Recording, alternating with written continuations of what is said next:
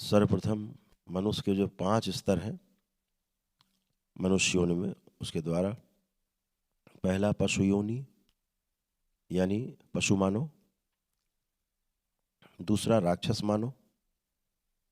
इन दो से जब प्रकृति में तमाम शिक्षा और संस्कार से जब व्यक्ति संस्कारवान होता है तब वह मानव कहलाता है। और जब वैसा समझ लेता है व्यवस्था को तो मानव कहलाता है, और जब वो ऐसा ही जीने लगता है तो वह देवता कहलाता है। तो पशु मानो, राक्षस मानो, मानव, उसके पश्चात देव मानव कहलाता है। और जब सबकी सहायता करता है, देता ही देता सबको रहता है, बदले में आप उसकी जय जयकार करते हैं, प्रशंसा करते हैं, सम्मान देते हैं, इतना ही चाहिए उसको, तो देव मानव कहलाते हैं।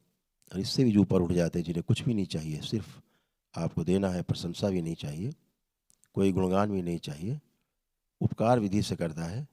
उपकार विधि से ही शिक्षा संस्कार संभव है। उपकार विधि का अर्थ होता है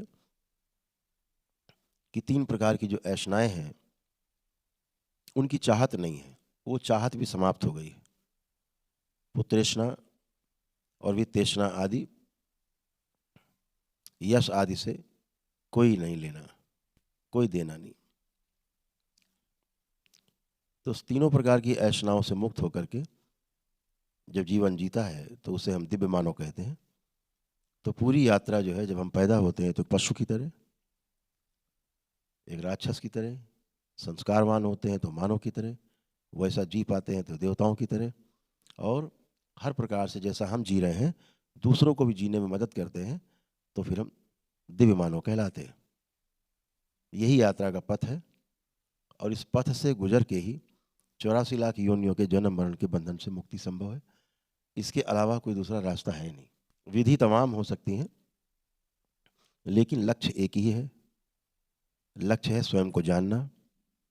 स्वयं को जानने का अर्थ है पूरी सृष्टि को, पूरे ब्रह्मांड को जान लेना, समझ लेना, और समझ करके वैसा जीना।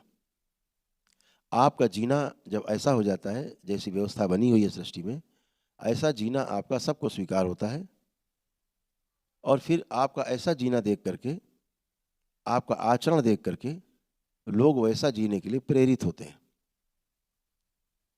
ऐसा प्रेरणादायी आपका जब जीवन बन जाता है तो आप देव पुरुष कहलाते हैं। तो सबकी यात्रा निरंतर जारी है, जारी रहेगी।